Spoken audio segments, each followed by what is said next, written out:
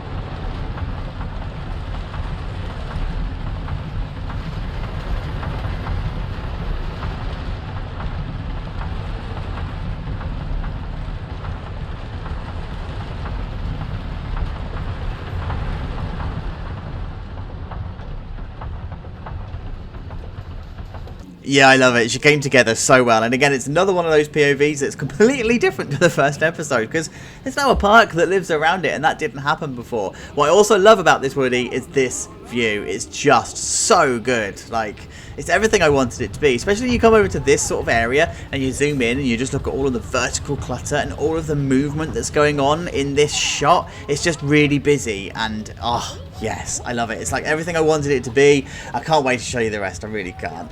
So we're going to come around this way. We're going to go to the photo booth. I did mix up which rides had photos and didn't have photos. There's no rhyme or reason to it. It was all completely random. Some do, some don't, whatever. It's just the park trying to make money but not doing it consistently. But talking of making money, they did also put in all of these arcade units. Now, I did spam across the same ones, right? So you're going to see them throughout and they're going to be looking the same, but ultimately parks I do, they're supposed to have the games units, and I always forget to put them in. So this was one of the parks where I went OTT with them, and they are now in everywhere. Like, you will literally look at everything, and everywhere is monetized. It's like here, for example, you just got lots of monetization going on, and then you just got more in front of you here. It's like, buy things from me immediately.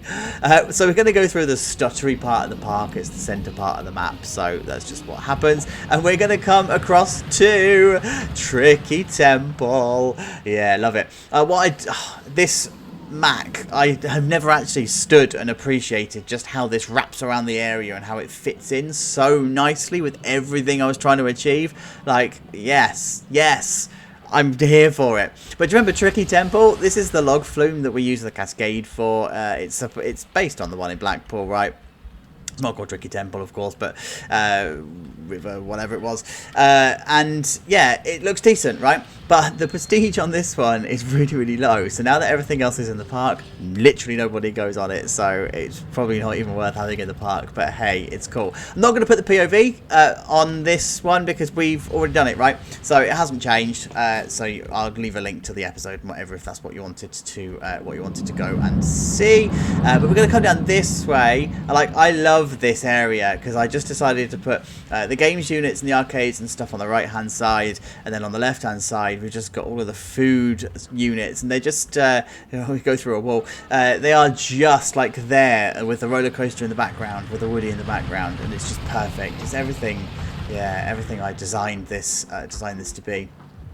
There's some more games units then, there's just some more stuff going on, and then an open air arcade that you would have where you would have like shutters and stuff that would come down and whatever, and they could close it off if that's what they wanted to do.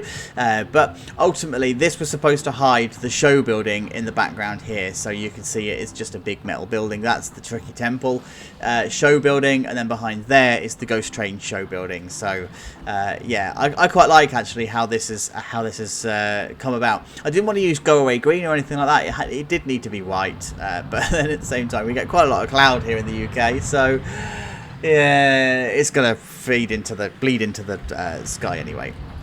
So we've got ourselves some toilets. There you go, some toilets. The Jojo toilets. All your usual stuff that you'd find in here. It's a bit grim, actually. You could just almost smell it, can't you?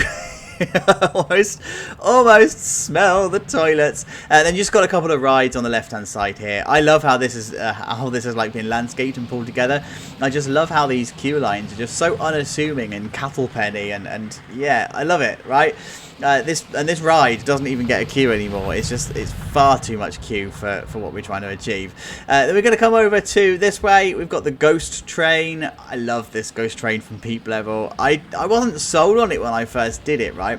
I had a very clear vision of what I wanted it to be and how I wanted it to be, and I managed to satisfy that vision quite nicely. But now I'm down at Peep Level, I'm really appreciating like some of these finer details that I put in. You know, like there's runners along this bit here as the train goes past, and then just the fine details and stuff on the ceilings, and it's just really simple and effective, and I love it. And then of course it interacts really nicely with the coaster we're going to go on in a sec, the Floorless coaster. I wanted this Floorless coaster to sit on a plot of land that was sort of like out of the way. It was there, and it was just put in because it was the first proper thrill coaster that they would have put in. They needed to be very creative with the supports and how the coaster itself was going to be supported on a piece of land that was going to ultimately be a very windy piece of land.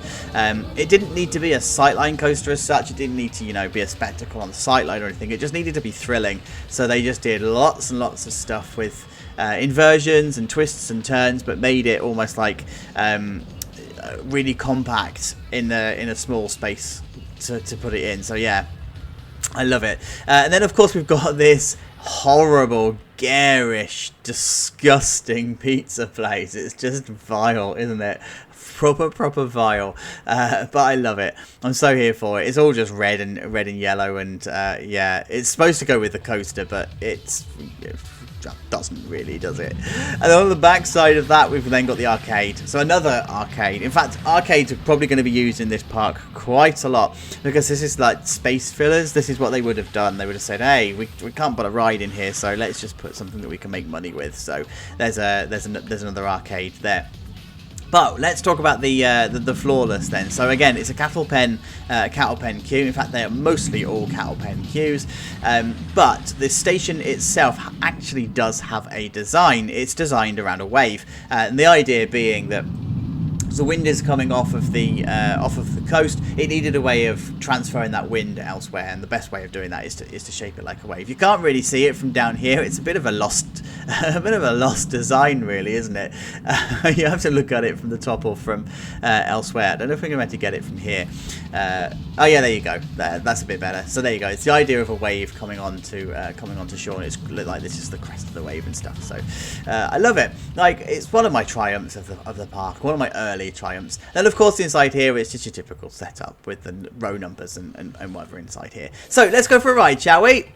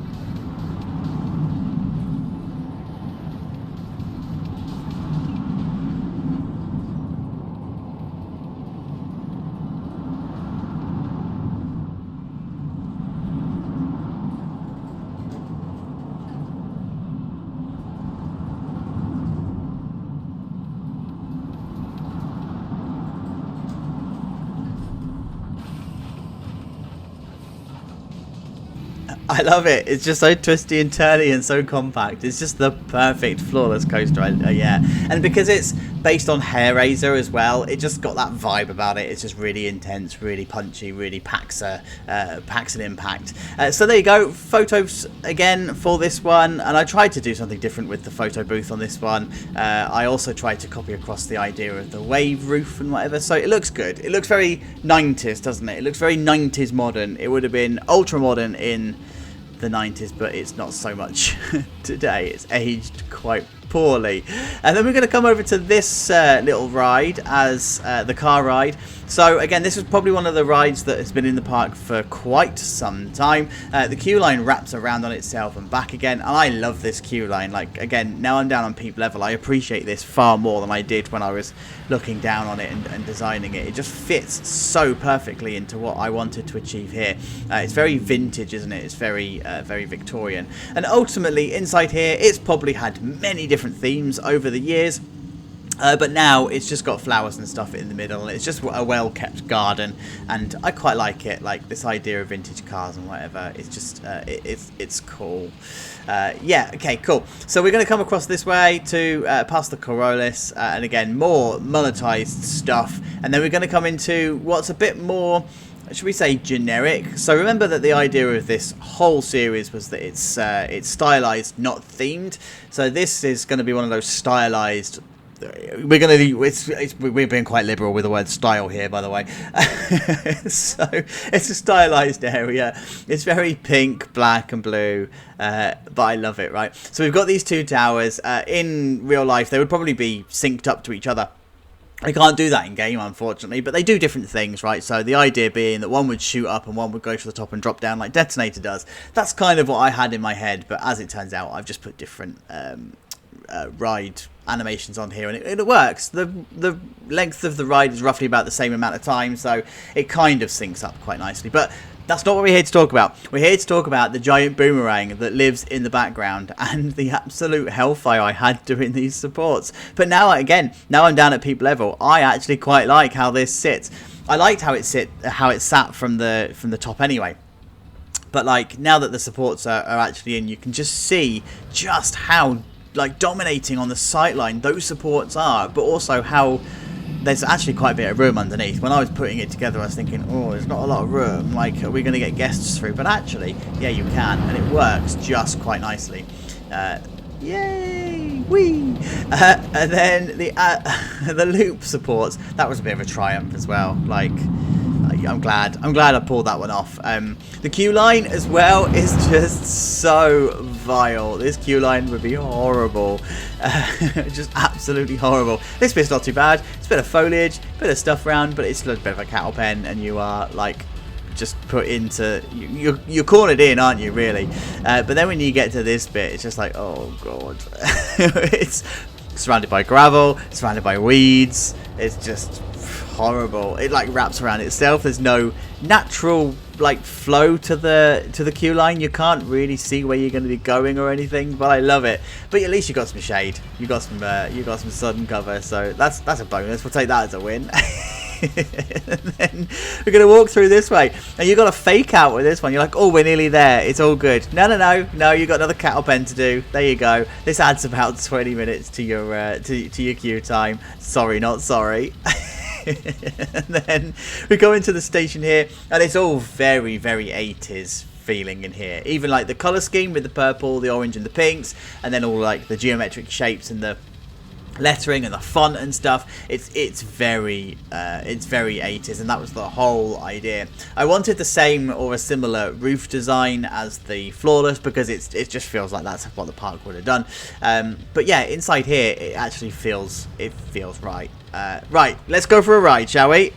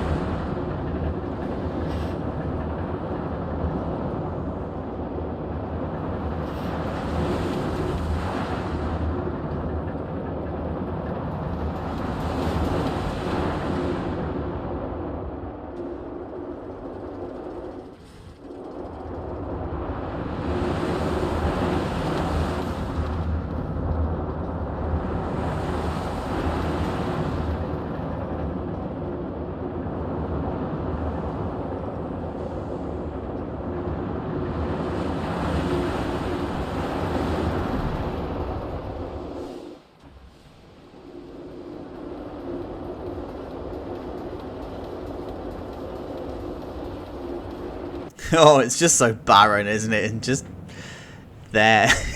But it's not the most barren coaster we're going to see in this tour, let's be honest. So we're going to walk down this way out of the exit, and it's just an exit that's been thrown together. It shares the exit with the towers as well, so it gets quite busy down here. And you've just got a gift shop that's on the side, on the right hand side. It's like, please buy more stuff. So we're going to walk around this way. Again, more stuff in front of you there. And we're going to walk around the side of the end of the Floorless. There's the Troika in front of us. I like how this sits. And I love, by the way, how these are just so mismatched with colour. Like, all the railings are blue, but the actual ride itself is yellow and red. It's just like, what are they thinking? It's just there. Why didn't you just change the fencing at the same time? No one knows. But then we come into the back area here. I wanted this area to feel like it had just been like done up. It just had a bit of paint work done. They probably re-tarmacked all of this because it needed doing. But just look how like gross it is. It's perfect. Like, I love how this building came together. It was just completely random. It's all the plaster TMTK pieces, right? So you can just do all of this sort of like unusual pitching and whatever with plaster, because it's not on the grid, so you can do whatever you want with it. But I kind of wanted this idea of almost Arabian style, but not being too themed. Like, it just needed to be Arabian shaped, if you like, rather than Arabian themed. And I think it works, especially down at peep level. Like, it definitely works. It does look good from the top because it's got the metal cast roof, and you've got all the stuff that you can see for the HVAC units. But actually, when you're down here, it looks pretty decent. And then because this is such an unloved area, you've got all of these games machines that are just not used. And I wanted this like just to be here just because. And then you've got the chairlift brings you in to this part, so it's like there's the key transport ride for this part of the park that gets you from one side to the other with ease, and you just land in this disgusting hellhole. I love it. So then we've got the car ride here. This is probably one of the very few themed rides, and this is again being quite liberal with the word theme. But it's the idea that they would have put some kind of effort into some kind of car ride in the past, and then they've put the coasters and stuff around it. So this is what we've got here. A nice open air station. A bit of theming thrown around the actual track itself, like a couple of road signs that you can see in the background, a couple of traffic cones, and that's pretty much the extent of their theming, and they're going to call that done. And then in the background here, you've just got the Centrum. This is just a ride they've thrown in because they've got a bit of space, and they're like, just throw whatever in. But we're going to talk about this Little Woodie here because it's so unloved. Like, even when you pack the park full of 21,000, I think I can get in here. 21,000 guests. This coaster still doesn't get a queue, but it's not even that bad on the Prestige either. It's just because it's so far out of the way. Even when you put advertising and stuff down, you just can't get people here. But anyway, I wanted this to be a junior coaster, right? So we had the other Woodie, that's like your Thrill Woodie, if you like, and then I needed a junior coaster, so this one was in. It's not very tall, it's not very steep, it's not very fast. It does what it needs to do, and again, it wraps around the outside of the park, so it's a bit of a space-saving coaster. And I like it, right? I like how the station is, to be honest with you. Like, it suits its design quite nicely. There should be names and stuff all along here, but unfortunately I haven't had time to do votes and stuff for names. So guys, I'm sorry. You're going to see why soon, by the way. Yeah, so the maintenance area itself is dirty and it's all cluttered out, and I love it. I don't know if I'm going to be able to get up. Oh, I can. There you go. Yeah, so there you go. That's the maintenance area inside here, and it's just perfect. I love it. I love it. I love it. So here's the station. Let's go for a ride, shall we? I think we shall.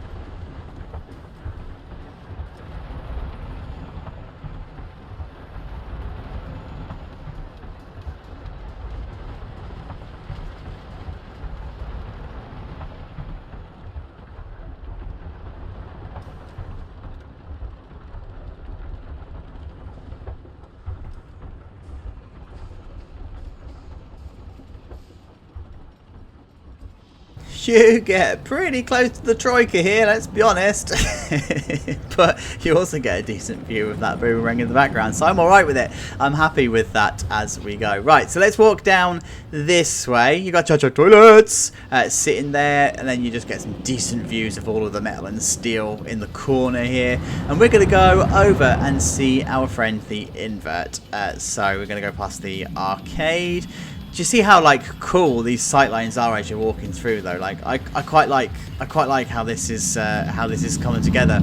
Past the ghost train, which just sits there as a ghost train, and then we come past like some other food units and whatever. So there's the side of the ghost train, by the way.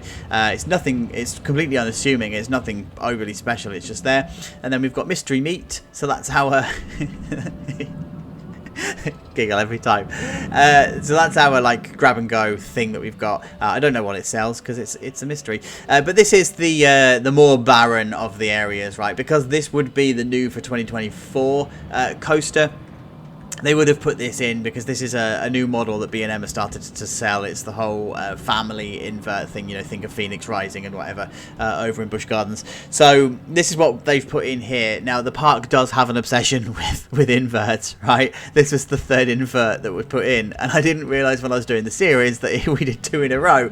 So it's fine. None of you noticed. Thank you for not pointing it out. So this is the this is the ride area itself, and again, it's just full of don't die fencing. It's full of high up stuff because the queue line had to go, if I just stand on the fence, the queue line had to go through the centre. Now I did have visions of having the exit path coming down here as well, but there's just not enough room.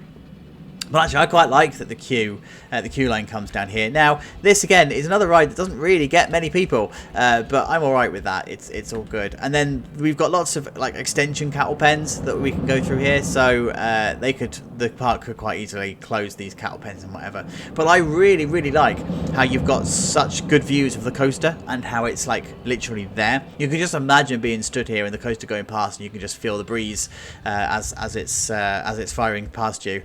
And then we come to the station. I don't know if we're going to be able to get a very good view of the station from here, but the idea of this was that it's supposed to be a bit of an airport hangar or an aircraft hangar. So you've got like the supports, and they're a jaunty angle, and then they're held up by cable stays. And I like it.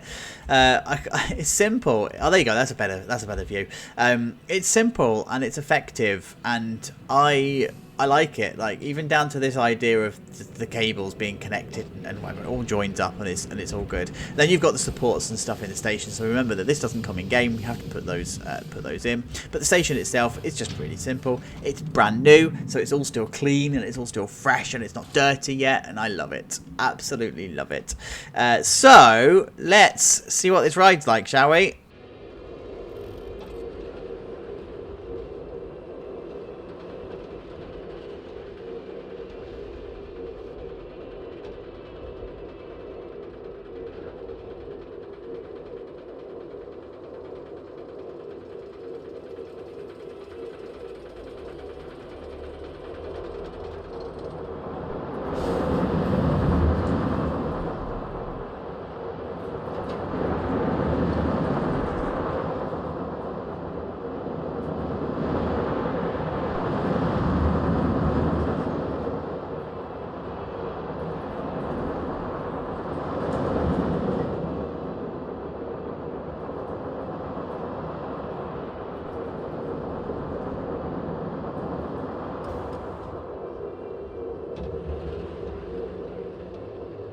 And of course you're going to exit via the ride photos. This is one of the coasters that does have ride photos, but it is just your normal ride Photoshop, so it's nothing particularly special. But this exit path, yes, I was a little bit inspired, if I'm honest, by Hyperia's exit path for this, because that's just don't die fencing and this like laid tarmac-y type gravel that they can do. So I love it. Absolutely love it. This food unit and the gift shop and whatever, this would have been repurposed, or it would have been redecorated and stuff into the green and pink to fit the area. And then over on the other side there, you've got toilets, and then of course you've got the 360 power forge. Is that forge? That's right, isn't it? 360 power. That's living in the background. There. So we're going to go over and speak to the Mack multi-launch, but I am actually going to go this way. To show you the rest of the park as we go along. So another monetization moment there with the games, and this is so poorly placed as a games unit because you've got so many supports there. Nobody's going to be playing those games, let's be honest, but it's there. It's got the opportunity to be monetized. But then this was the bit that I wanted to show you. So I absolutely wanted this to fly over the top of the path, a little bit like Air does at Galactica at Alton Towers. I definitely wanted this to have the path interaction because it was really important to do that, and particularly as the support's going into the path and then interacting with the chairlift here as well. So that's what we've got. We've just got this really cool path interaction going on. And then talking of cool path interactions, this is the other one. So this bit here, this turnaround, I love this turnaround. Like, it's just profiled perfectly and it takes it at the perfect speed. And I know that sounds like a really weird thing to say about a profiling, right? But it just does. It just, look at it. Yes, it's just perfect. It's just perfect.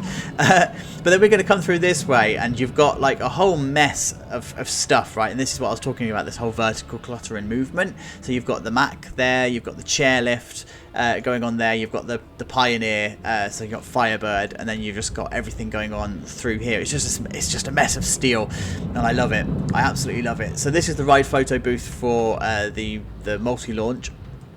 And then coming through here, you then come underneath the second launch, and it's just decent. Like, should there be a net underneath here? Yeah, probably there should be. Actually, I just didn't do one.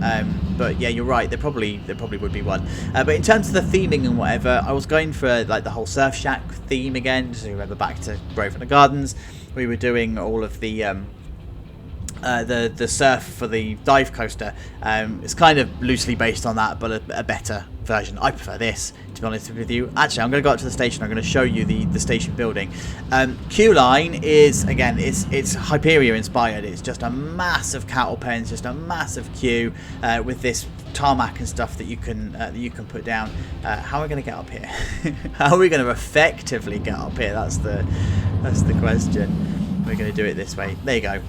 So this is what I wanted to show you with the station, because I didn't actually ever give you a close-up of this, but all of this brick lining and stuff here, you can get singular bricks on the TMTK workshop. So that's what I've done here, singular bricks, and then just lots of stuff in the background, just to like make it all make sense. So this is in an archway, and then this is just a 1 meter high piece that's just not clipping through here. Then you've got it as a window, and then you've just got the wooden slats or the wooden walls as you would normally have from the game. And then this is the cage that I was talking about, so you can't throw stuff down onto the launch. I didn't show you this to you in the episode. I talked about it, but I didn't actually show you. You definitely can't throw anything at the passing train down there, and that's the whole purpose, the whole purpose of it.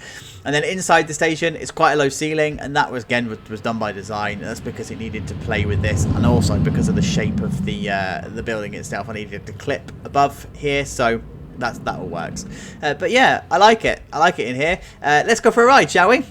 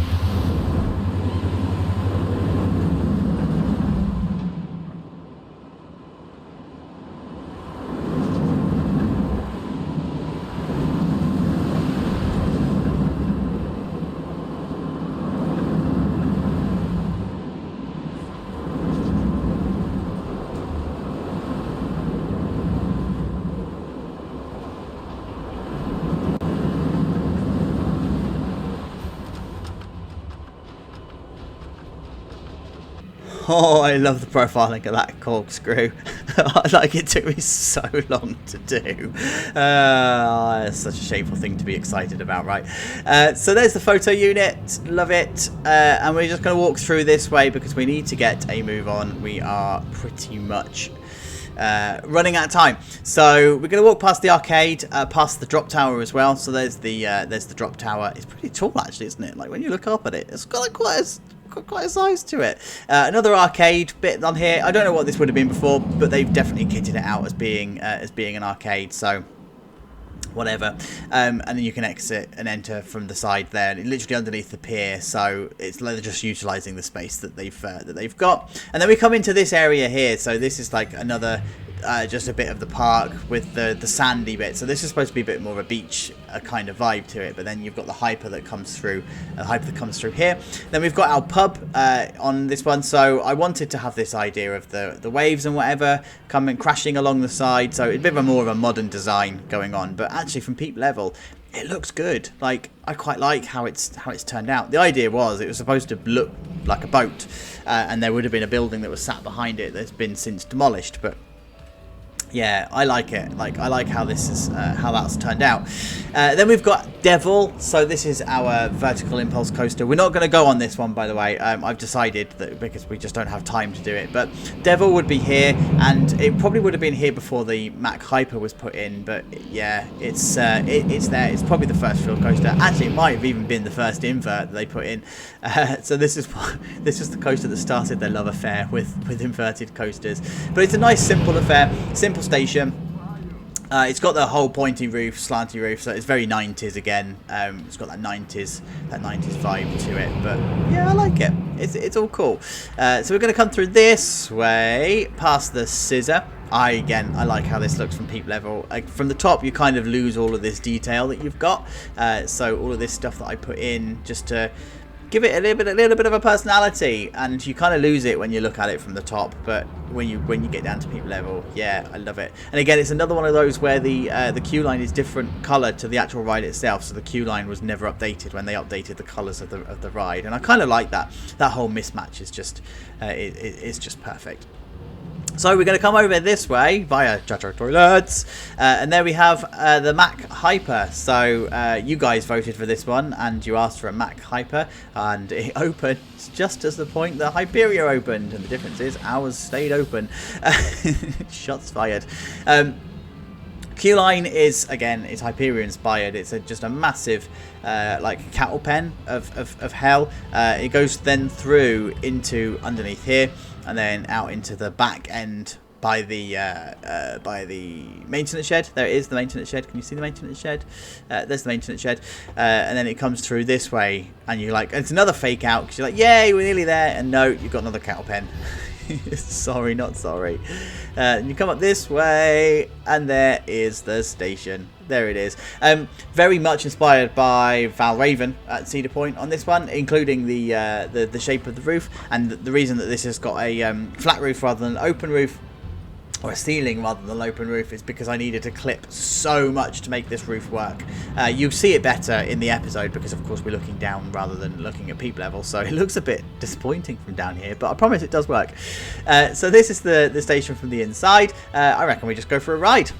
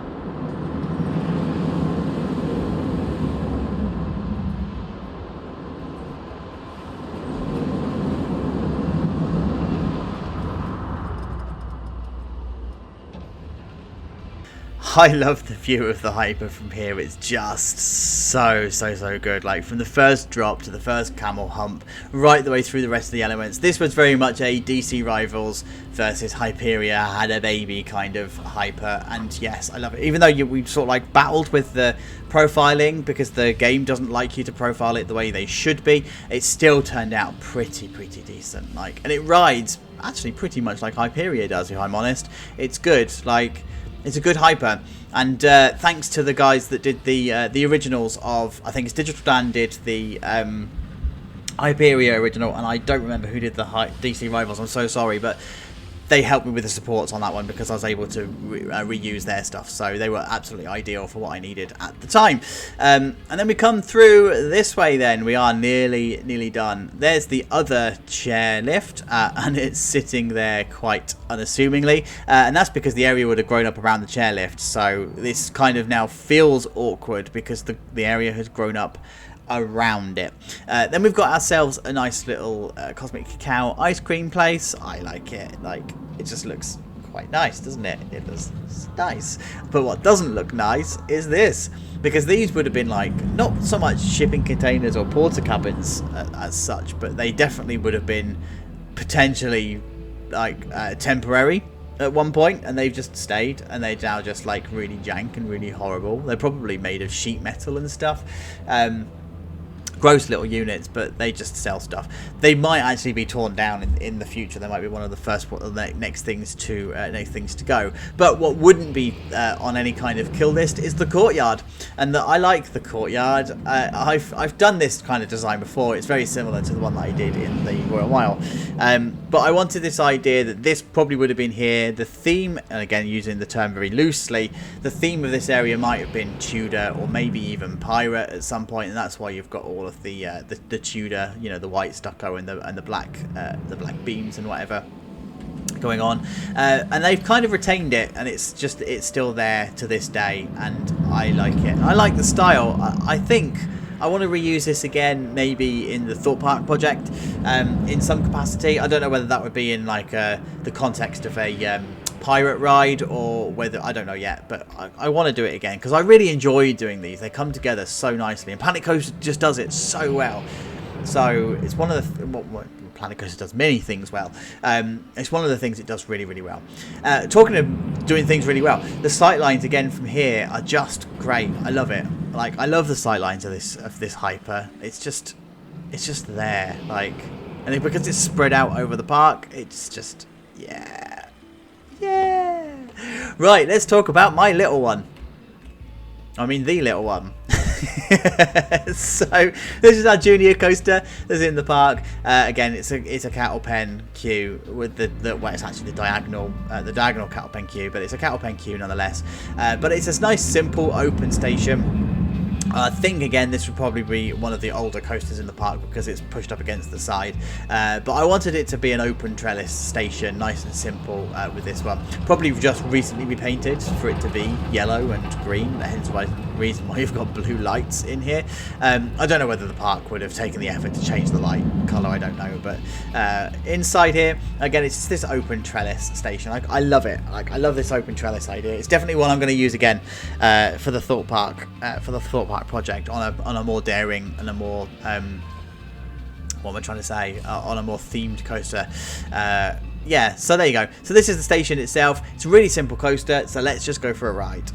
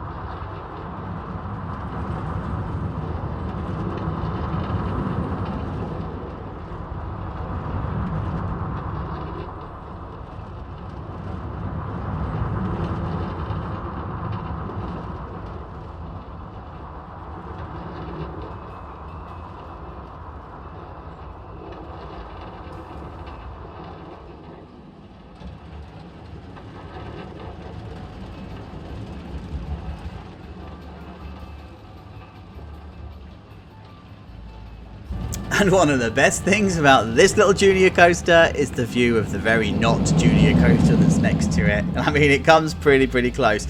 But if you remember back to the episode, we were talking about how this coaster would have come about and how it would have just been thrown through the center of everything, and everything had to move to make way for it. So this is that prime example of that. This would have opened out probably into the area that then respected all of this chairlift, and they would have had the queue for the chairlift maybe here and all sorts, and it all had to move and all had to be reconfigured, and this is what we ended up with, and I love it. Like, yes. Yeah. Oh, sorry, I just need to stop gawping. I do this so much. So we are now heading outside. I'm not going to tour the town because I'm going to put this on the workshop, and you guys will be able to see the town for yourself. But here's just some more views of the rest of the rides and stuff in this area. I've said this before. I love how this whole park is like mismatched. It's imbalanced in the sense that you've got all of your tall hyper rides on this side, on the right hand side, and then over on the left hand side it's all very much shorter and it's all very much a bit more condensed and a bit more compact. So yeah, I love it. This plaza area is the exit to the park, so this is the only way that you're going to be able to get out, and that's why this is a nice open wide space.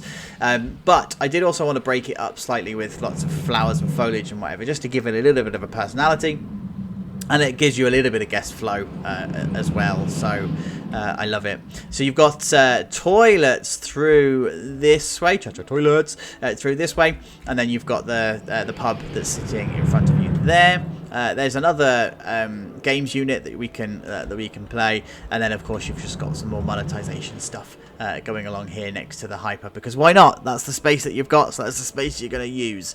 There's the other one for base camp. It's another kind of gift shop that's outside the gift shop. It makes no sense, but it doesn't have to. Let me go into the gift shop, and I love this gift shop. I love the roof still, like the fact that it's, so this just looks like it's a pitch, right? And but it's not. It's actually it's a pyramid, and I love it. It took so long to do, but it was so worth doing it, and yeah, pulled it off quite nicely. But again, another reason why you don't have an open roof inside here is because there is so much clipping going on inside, up there, that it's not worth doing. But this was the gift shop that we did. This is literally the only way that you can get out. But in order to be able to get back into the park, if you've come out to the gift shop, I needed to put these 2 turnstiles here. Now this strategy makes absolutely no sense whatsoever, but it doesn't need to, because this wasn't supposed to be a busy park. This wasn't supposed to be a park that was going to generate, 15,000-20,000 guests. Oops. So the idea was you could just quite literally exit through this way, do what you needed to do, and then someone would be stood here, take your tickets, and you could come back in. But this did also then create another problem, in the sense that it backed into the arcade here, right? So I then ended up putting the turnstiles in here too, so you definitely can't leave.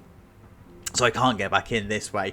If you were to go out there, you'd have to go back through the entrance, which is fine. That's no sad loss, is it really? But inside here, just your normal gift shop. I took a couple of cues from the Cadnam Castle gift shop. So I borrowed the rainbows and stuff from the Cadnam Castle gift shop, and then a couple of the stylization pieces from there as well, because I just like it. I also borrowed some of the units from the Plumper Pop stuff that I do as well. So like these ones here, they are actually the Plumper Pop ones. This is the beaker, the scientific beaker. So now you know. The more you know. I just recolored them and gave them a bit of a love. So there you go. There's the town. Like I said, I'm not going to show you around the town, but that's the rest of the town. This is how you would exit. And then we have come full circle. Guys, what did you reckon? Do you like it? I love it. Like, when I wanted to do a beach style park, I really didn't know what I was going to do. And I had this vision that I was going to throw a load of rides in a really compact area, and it was going to be a bit of a Disneyland all over again. And actually it turned out to be a much better project, and I think this is way better than Blackpool. So there you go, I said it. Guys, thank you so much for getting to the end of the video. I've got some really exciting stuff coming up. I can't wait to show you all about that one. But we are going to start the Thought Park project very soon. The votes and stuff already started. In fact, they're probably already going to be done by the time this episode goes out. So I will see you for that. Have a good week. I will speak to you soon. Take care. Bye.